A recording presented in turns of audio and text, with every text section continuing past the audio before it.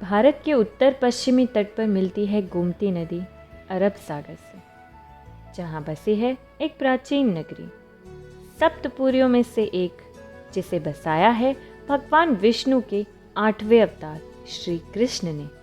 जी हाँ, हम बात कर रहे हैं हरि की नगरी द्वारका की। कहा जाता है कि भगवान श्री कृष्ण ने जब अपने मामा कंस का वध किया तो कंस के ससुर जरासंध ने कृष्ण समेत सभी यदुवंशियों का वध करने का प्रण लिया और मथुरा पर 18 बार आक्रमण किया।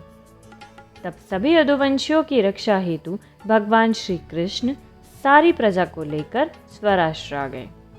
भगवान श्री कृष्ण ने यहाँ समुद्रदेव से आग्रह कर भूमि का एक टुकड़ा लिया और विश्व निर्माता ब्रह्मा जी से रातों रात इसका निर्माण करवाया। इस भव्य नगरी को द्वारका नगरी कहा गया।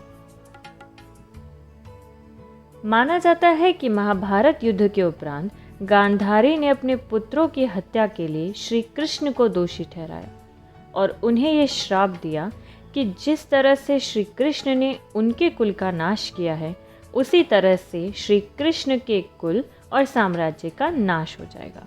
इस श्राप की वजह से प्राचीन द्वारका नगरी समुद्र में डूब गई थी, जिसके अवशेष प्रमाण हेतु आज भी मौजूद है। कहते हैं कि द्वारका नगरी 6 बार समुद्र में डूब चुकी है और वर्तमान द्वारका नगरी 7वां स्वरूप है। इसी सप्तपुरी द्वारका में मौजूद है भगवान श्री कृष्ण को समर्पित एक प्राचीन भव्य मंदिर, द्वारका मंदिर। इसे जगत मंदिर और त्रिलोक सुंदर के नाम से भी जाना जाता है। मंदिर भारत में हिंदुओं द्वारा पवित्र माने जाने वाले 4 धाम तीर्थ का हिस्सा है। अन्य 3 में रामेश्वरम, बद्रीनाथ और पुरी शामिल है। पौराणिक मान्यताओं के अनुसार द्वारकाधीश मंदिर का निर्माण श्री कृष्ण के पौत्र वज्रनाभ द्वारा उनके निजी महल हरिग्रह के ऊपर करवाया गया था, लेकिन इस मंदिर की मूल संरचना 1472 में महमूद बेगड़ा द्वारा नष्ट कर दी गई थी और बाद में 15वीं से 16वीं शताब्दी में इसका पुनर्निर्माण किया गया था। आधुनिक द्वारका एक शहर है। कस्बे के हिस्से के चारों ओर 4 दीवारी खींची हुई है। इसके भीतर ही सारे बड़े बड़े मंदिर हैं। द्वारकाधीश मंदिर की संरचना 5 मंजिल की है, जिसे नगर शैली में निर्मित किया गया है। ये मंदिर चूना पत्थर और रेत से बना हुआ है। इस मंदिर की 5 मंजिला इमारतें 72 स्तंभों पर निर्मित है और मंदिर का शिखर 78.3 मीटर ऊंचा है। मंदिर में उत्तम रूप से नक्काशीदार शिखर है जो 52 मीटर ऊंचा है। इस भव्य मंदिर में भगवान श्री कृष्ण के साथ सुभद्रा, बलराम और रेवती, वासुदेव, रुक्मिणी और कई अन्य देवी देवताओं को समर्पित मंदिर भी है। द्वारकाधीश मंदिर से 2 किलोमीटर दूर है उनकी प्रमुख पत्नी महारानी रुक्मिणी देवी का मंदिर। भक्तों के लिए श्री कृष्ण के बाद रुक्मिणी का दर्शन जैसे किसी तीर्थ चक्र को पूर्ण करता है। द्वारकाधीश मंदिर में 2 प्रवेश द्वार है। उत्तर प्रवेश द्वार, जिसे मोक्ष द्वार भी कहा जाता है, यह प्रवेश द्वार मुख्य बाजार की ओर जाता है, और दक्षिण प्रवेश द्वार, जिसे स्वर्ग द्वार भी कहा जाता है। इस द्वार के बाहर 56 सीढ़ियां हैं जो गोमती नदी की ओर जाती हैं।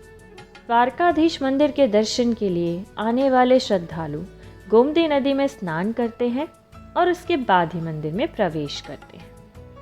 गर्भगृह में मौजूद द्वारकाधीश की प्रतिमा करीब 2.25 फीट की है, जो काले पत्थर से निर्मित चतुर्भुज स्वरूप में स्थापित है। भगवान श्री कृष्ण का चतुर्भुज स्वरूप सबसे भव्य स्वरूप माना जाता है।